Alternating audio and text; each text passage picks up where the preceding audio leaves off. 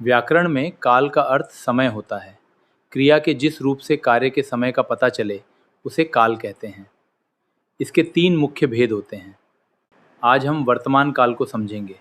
क्रिया के जिस रूप से ये पता चले कि कार्य अभी हो रहा है उसे वर्तमान काल कहते हैं। जैसे बच्चे खेल रहे हैं। आज हम अपूर्ण वर्तमान काल को जानेंगे। जो कार्य वर्तमान में शुरू होकर अभी जारी है, जैसे उदाहरण के लिए सीमा गाना गा रही है, इसे समझना बहुत ही आसान है। आज हम अपूर्ण वर्तमान काल को जानेंगे। जो कार्य वर्तमान में शुरू होकर अभी जारी है, जैसे उदाहरण के लिए सीमा गाना गा रही है, इसे समझना बहुत ही आसान है। अपूर्ण वर्तमान काल को देखिए। जो कार्य अभी अभी पूरा हुआ है, जैसे मैंने खाना खा लिया है, और संदिग्ध में कार्य होने में संदेह होता है, जैसे गाड़ी आती होगी। व्याकरण में संभाव्य वर्तमान काल का अर्थ है जिसमें कार्य पूरा होने की संभावना हो। उदाहरण के लिए शायद पिताजी घर पर हों। आज हम भूतकाल को समझेंगे। क्रिया के जिस रूप से बीते समय का पता चले उसे भूतकाल कहते हैं। जैसे कल तेज बारिश हुई थी, इसे याद रखना बहुत आसान है। भूतकाल के कई प्रकार होते हैं। पहला है सामान्य भूतकाल। दूसरा अपूर्ण भूतकाल है, कार्य अभी समाप्त हुआ है, जैसे मैंने चाय पी ली है।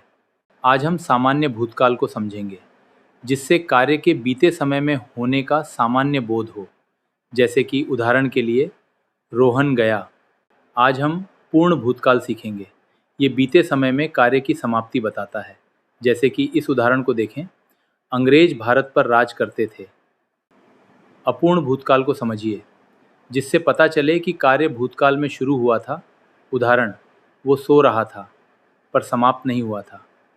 आज हम संदिग्ध भूतकाल को समझेंगे, जिससे भूतकाल में कार्य होने पर संदेह हो। जैसे बस निकल चुकी होगी, इसे समझना बहुत आसान है। आज हम हेतु हेतुमत भूतकाल को समझेंगे, यानी यदि पढ़ाई करते, यानी यदि पहला काम होता तो दूसरा भी होता। अब हम भविष्यत काल सीखेंगे। ये आने वाले समय में कार्य का होना बताता है। अब भविष्यत काल के प्रकार देखिए। जो कार्य सामान्यतः आने वाले समय में होगा, जैसे वो कल पत्र लिखेगा, इसे याद रखना बहुत आसान है। भविष्यत काल का अगला भेद है संभाव्य भविष्यत काल, जिसमें कार्य के होने की संभावना या इच्छा पाई जाए। जैसे कि इस उदाहरण को देखिए, शायद आज बारिश हो, इसे याद रखना बहुत आसान है।